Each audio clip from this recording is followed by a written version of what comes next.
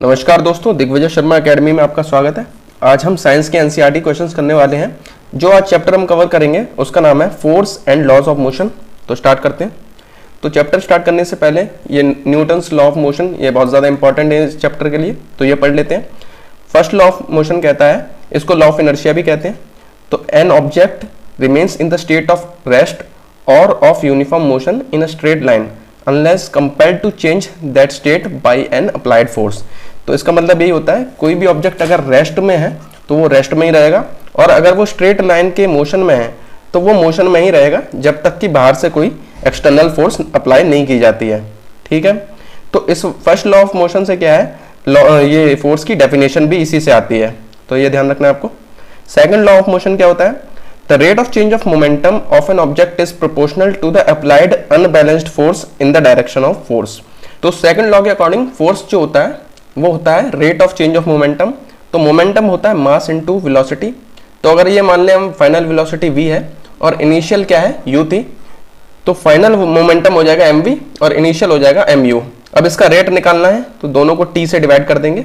ठीक है, तो ये जो है फोर्स का ये फॉर्मूला यहीं से आता है, m कॉमन आ जाएगा, यहाँ आ जाएगा v minus U upon T, जो कि होता है एक्सेलरेशन के बराबर। तो F इक्वल टू ma जो है वो सेकंड लॉ ऑफ मोशन से ही निकलता है। थर्ड लॉ काफी फेमस है, इसके according to every action there is an equal and opposite reaction. ठीक है, तो ये ध्यान रखना है। तो क्वेश्चंस देखते हैं अभी। The inertia of a moving object depends on, तो जो इनर्शिया होता है ये एक प्रॉपर्टी होती है जो कि हमने पढ़ा था फर्स्ट लॉ ऑफ मोशन में। तो इनर्शिया होता है, अगर कोई ऑब्जेक्ट रेस्ट में है तो रेस्ट में ही रहेगा, और अगर वो मोशन में है तो मोशन में ही रहेगा जब तक उस पर कोई एक्सटर्नल फोर्स नहीं लगती है। तो जिस फोर्स की वजह से जो ऑब्जेक्ट रेस्ट वाला रेस्ट में ही रह रहा है और मोशन वाला मोशन में ही रह रहा है, उस फोर्स को हम इनर्ट फोर्स को इनर्शिया कहते हैं।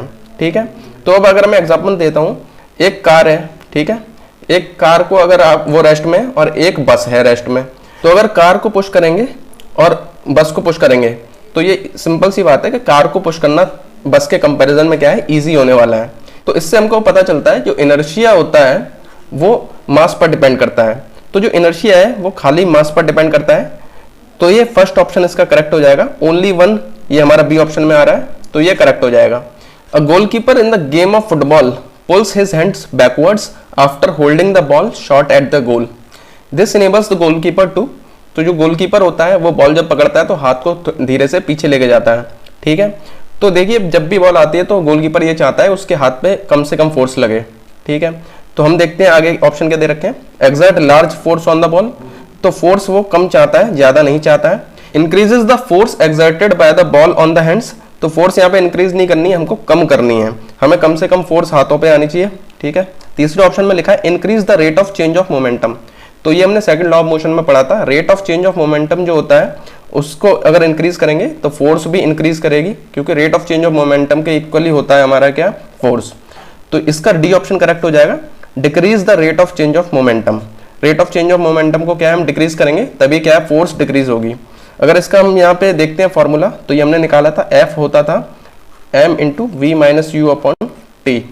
तो अगर इस फॉर्मूले में देखते हैं, अगर मैं इस टी को अगर मैं इंक्रीज कर दूंगा, यानी कि टाइम जो बॉल पकड़ने के लिए वो लगा रहा है वो ज्यादा से ज्यादा होगा, तो क्या ये टोटल फोर्स जो है वो कम हो जाएगी, क्योंकि ये डिनोमिनेटर में है। तो हमको फोर्स कम करनी है, इसीलिए टाइम जो है वो ज्यादा से ज्यादा लेगा गोलकीपर बॉल पकड़ने के लिए। The unit of measuring the momentum of a moving body is, तो मोमेंटम का फॉर्मूला होता है मास इंटू वेलोसिटी। मास की यूनिट होती है केजी और वेलोसिटी की होती है मीटर पर सेकंड। तो केजी मीटर पर सेकंड इसकी यूनिट हो जाएगी, तो केजी मीटर पर सेकंड ये बी ऑप्शन है, ये करेक्ट आंसर हो जाएगा। An object of mass 2 kg is sliding with a constant velocity of 4 meter per second on a frictionless horizontal table. The force required to keep the object moving with the same velocity is, तो यहाँ पर क्या है, एक object 2 kg का है, 4 metre per second की speed से वो मूव कर रहा है हॉरिजॉन्टल टेबल पे। अब यहाँ पर ये दे रखा है फ्रिक्शनलेस, यानी कि कोई भी अपोजिट फोर्स नहीं लग रही है उसे रोकने के लिए। ठीक है, तो जब कोई अपोजिट फोर्स लग नहीं रही है उसे रोकने के लिए, तो उसे मूव होने के लिए हमें कोई भी एक्सटर्नल फोर्स लगाने की जरूरत नहीं है, इसलिए आंसर 0 न्यूटन हो जाएगा। कोई भी फोर्स लगाने की जरूरत नहीं है उसको सेम डायरेक्शन में और सेम वेलोसिटी से मूव करने के लिए। Newton's third law of motion explains the two forces namely action and reaction coming into action when the two bodies are in contact with each other. These two forces are, तो जब भी Newton के third law of motion की बात होती है तो जो कि होता है to every action there is an equal and opposite reaction. तो जो फोर्सेस लगती हैं वो अपोजिट डायरेक्शन में लगती हैं। Always act on the same body, तो ये गलत हो जाएगा। Always act on the different bodies in opposite direction, तो अपोजिट डायरेक्शन में लगती है, तो ये ऑप्शन हमारा करेक्ट हो जाएगा। जो फोर्सेज हैं वो अपोजिट डायरेक्शन में लगती हैं और डिफरेंट बॉडीज में लगती हैं। In a rocket, a large volume of gases produced by the combustion of fuel is allowed to escape through a tail nozzle in the downward direction with the tremendous speed and makes the rocket to move forward. Which principle is followed in the takeoff of the rocket? तो ये काफी important question है, ध्यान रखना है आपको। Take off में rocket के कंजर्वेशन ऑफ मोमेंटम का यूज होता है। एक तरफ क्या होती है, गैस जो है बहुत स्पीड से नीचे की तरफ जाती है रॉकेट की, और उसके अपोजिट जो मोमेंटम होता है वो उससे क्या है, रॉकेट ऊपर की तरफ उड़ जाता है। तो ये आपको ध्यान रखना है। Law of conservation of momentum यहाँ पर लगता है रॉकेट के टेक ऑफ में। A water tank filled up to 2/3 of its height moving with a uniform speed on sudden application of brake the water in the tank would. तो ये हमको same feel होता है जब हम बस में बैठे होते हैं, एकदम से ब्रेक लगती है तो हमारा मोशन क्या है, फॉरवर्ड हो जाता है, आगे की तरफ हम चले जाते हैं जिस डायरेक्शन में बस जा रही है। तो यही यहाँ पे होगा, जो पानी भी है वो फॉरवर्ड डायरेक्शन में मूव करेगा जब एकदम से ब्रेक लगेंगी। Velocity versus time graph on a ball of mass 50 gram rolling on a concrete floor is shown in the figure below। तो यहाँ में फ्रिक्शनल फोर्स निकालनी है। फोर्स का हमारा फॉर्मूला होता है मास इनटू एक्सेलरेशन। तो मास और एक्सेलरेशन को हम लिख सकते हैं v minus U upon T, ठीक है। तो यहाँ पर मास हो जाएगा 50 ग्राम, तो इसको केजी में करने के लिए हम क्या है 1000 से डिवाइड कर देंगे यहाँ पे, ठीक है। अब v जो है ये फाइनल वेलोसिटी होती है, तो फाइनल वेलोसिटी हमारी क्या है, यहाँ पर देखिए 0 है, ये वाली v हो जाएगी यहाँ पर फाइनल वेलोसिटी, और इनिशियल स्टार्टिंग वाली वेलोसिटी क्या है वो u हो जाएगी। तो v हमारी क्या है 0 है, तो यहाँ पर इसको 0 लिख देंगे, और u जो है वो 80 है, ठीक है। और डिवाइड बाय टाइम, तो टाइम क्या है यहाँ पे देखिए 0 से लेके 8 सेकंड तक गया है, तो यहाँ पर 8 हो जाएगा ये, ठीक है। तो इसे सॉल्व कर लेंगे, यहाँ 50 हो जाएगा। अब ये क्योंकि -80 होगा तो ये माइनस बाहर लगा दे रहे हैं, 80 यहाँ मल्टीप्लाई में आ जाएगा, और नीचे जो है वो 1000 और इधर 8 आ जाएगा। तो इस 8 से ये 8 कट जाएगा 10 टाइम्स, ठीक है। एक 0 से ये वाला 0 कट जाएगा, एक 0 से ये वाला 0 कट जाएगा, ठीक है। अब ये बच जाता है 5/10, ये माइनस में आ रहा है, ठीक है। तो माइनस में आ रहा है, ये 1/2 हो जाएगा, जो कि होता है 0.5 आ रहा है यहाँ पे, ठीक है। तो ये माइनस में आ रहा है 0.5। अब ये माइनस में इसलिए आ रहा है क्योंकि ये फ्रिक्शनल फोर्स जो है वो अपोजिट डायरेक्शन में लगती है, जिस तरफ बॉल मूव कर रही है उसके अपोजिट डायरेक्शन में लगेगी, इसीलिए ये नेगेटिव आ रहा है। तो इससे कोई टेंशन नहीं है। तो 0.5 न्यूटन होता है, फोर्स की यूनिट न्यूटन होती है, तो हमारा आंसर हो जाएगा 0.5 न्यूटन। ये ऑप्शन हमारा करेक्ट हो जाएगा। The seat belts are provided in the cars so that if the car stops suddenly due to an emergency braking the person sitting on the front seats are not thrown forward violently and saved from getting injured. Can you guess the law due to which a person falls in the forward direction on the sudden stopping of the car? तो जब car एकदम से रुकती है तो हमारा motion आगे की तरफ हो जाता है, ठीक है। तो ये जो होता है वो लॉ ऑफ इनर्शिया यानी कि फर्स्ट लॉ ऑफ मोशन की वजह से होता है, ठीक है। इसी से बचने के लिए सीट बेल्ट्स लगाई जाती हैं। तो ये ऑप्शन करेक्ट हो जाएगा, Newton's first law of motion. When a balloon held between the hands is pressed, its shape changes. This happens because, तो जब भी कोई बलून को हम अगर एक तरफ से फोर्स लगाएंगे तो वो इस डायरेक्शन में पहुंच जाएगा, यहाँ पर आ जाएगा, ठीक है। बलून यहाँ पर होगा, फोर्स लगाई जाएगी तो इधर आ जाएगा। अगर इधर से फोर्स लगाई जाएगी तो इस तरफ आ जाएगा। लेकिन अगर दोनों तरफ से इक्वल फोर्स लगाई जाएगी, बैलेंस फोर्स लगाई जाएगी, तब क्या होगा, ये पिचक जाएगा बलून, ठीक है। तो जब भी हमें अगर बलून को पिचकाना है तो दोनों तरफ से इक्वल फोर्स लगानी होगी, बैलेंस्ड फोर्स लगानी होगी। इसीलिए हमारा करेक्ट आंसर ये ए हो जाएगा, balanced forces act on the balloon, ठीक है। तो ये बाकी ऑप्शन गलत हो जाएंगे। अनबैलेंस्ड फोर्स नहीं होगी, और फ्रिक्शनल फोर्स का तो कोई काम ही नहीं है, ना ही ग्रेविटेशन फोर्स का काम है कोई। Which of the following situation involve the Newton second law of motion? तो सेकंड लॉ ऑफ मोशन के अकॉर्डिंग क्या है, force equal to mass into acceleration होता है, और इसको ऐसे भी बोलते हैं force equal to rate of change of momentum, ठीक है। तो अभी देखते हैं ऑप्शंस को। A force can stop a lighter vehicle as well as a heavier vehicle which are moving. तो ये फर्स्ट लॉ की बात हो रही है, लाइटर व्हीकल हो या हैवियर व्हीकल हो उसको रोका जा सकता है फोर्स से, ठीक है। A force exerted by a lighter vehicle on a collision with a higher vehicle result in both vehicles coming to stand still. तो यहाँ कोलिजन की बात हो रखी है या लॉ ऑफ मोशन की बात नहीं हो रखी है। A force can accelerate a lighter vehicle more easily than a heavier vehicle which are moving. तो यहाँ पर देखिए एक्सेलरेशन की भी बात हो रखी है और लाइटर और हैवियर से हमें पता चलता है यहाँ मास की भी बात हो रखी है। तो मास और एक्सेलरेशन दोनों की बात हो रखी है यहाँ पर, तो यही हमारा करेक्ट आंसर हो जाएगा सी।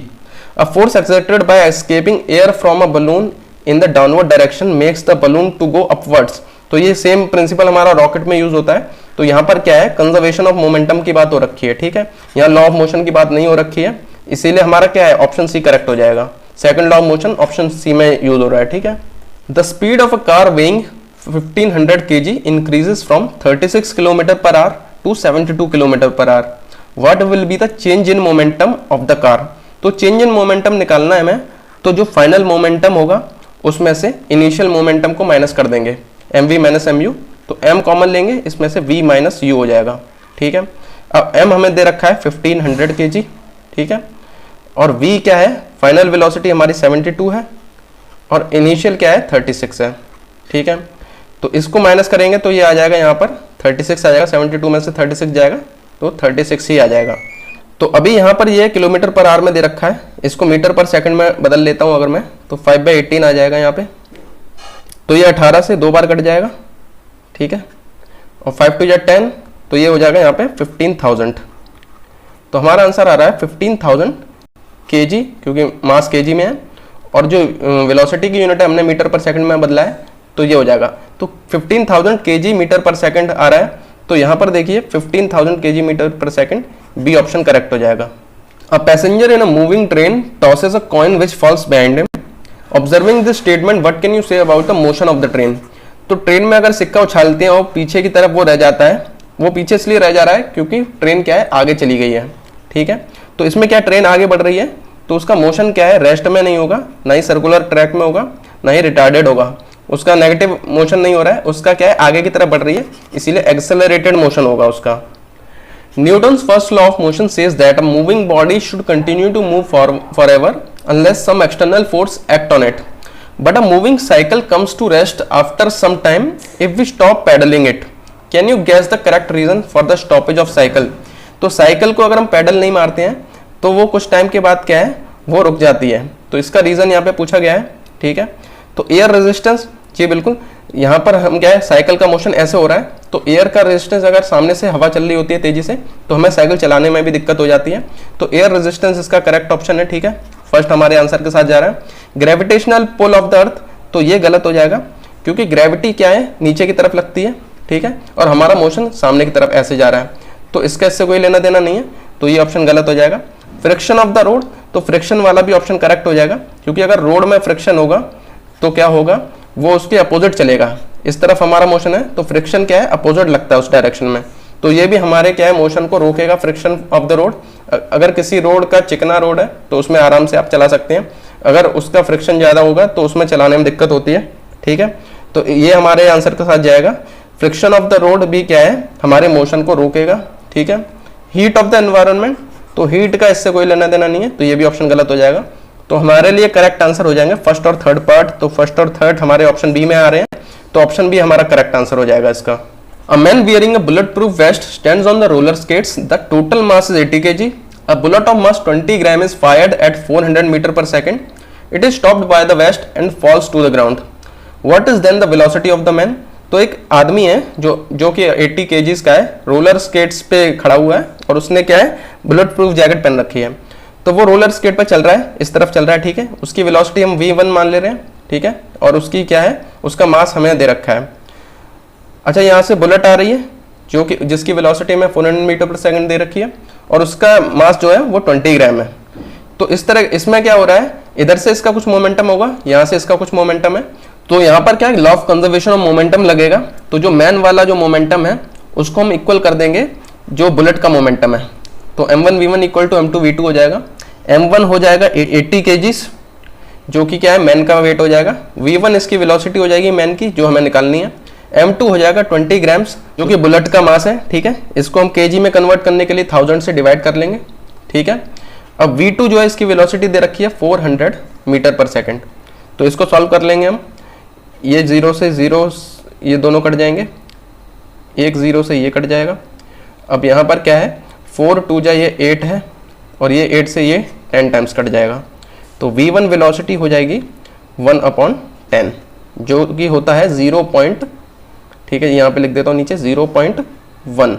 ठीक है, तो यहाँ पर जो हमने सारे स्टैंडर्ड यूनिट्स डाली हैं, इसीलिए ये v1 जो आएगा वेलोसिटी मीटर पर सेकंड में आएगी। तो ये आंसर हो जाएगा हमारा B option 0.1 metre per second. तो हमारे क्वेश्चन यही खत्म होते हैं। अगर आप एंड तक बने रहे तो आपका बहुत बहुत थैंक यू। अगर आपको वीडियो पसंद आया तो वीडियो को लाइक जरूर कीजिए। अगले किस टॉपिक पर आप वीडियो चाहते हैं कमेंट सेक्शन में जरूर बताइए। अगर आप AEES PRT की सीरियसली तैयारी कर रहे हैं तो AEES PRT कंप्लीट सिलेबस नाम की प्लेलिस्ट को जरूर चेकआउट कीजिए। अगर आप इसकी PPT डाउनलोड करना चाहते हैं तो दिग्विजय शर्मा एकेडमी के टेलीग्राम चैनल को ज्वाइन कीजिए। अगर आप ऐसे ही वीडियोस और देखना चाहते हैं तो दिग्विजय शर्मा एकेडमी को सब्सक्राइब कीजिए। मिलते हैं अगले वीडियो में।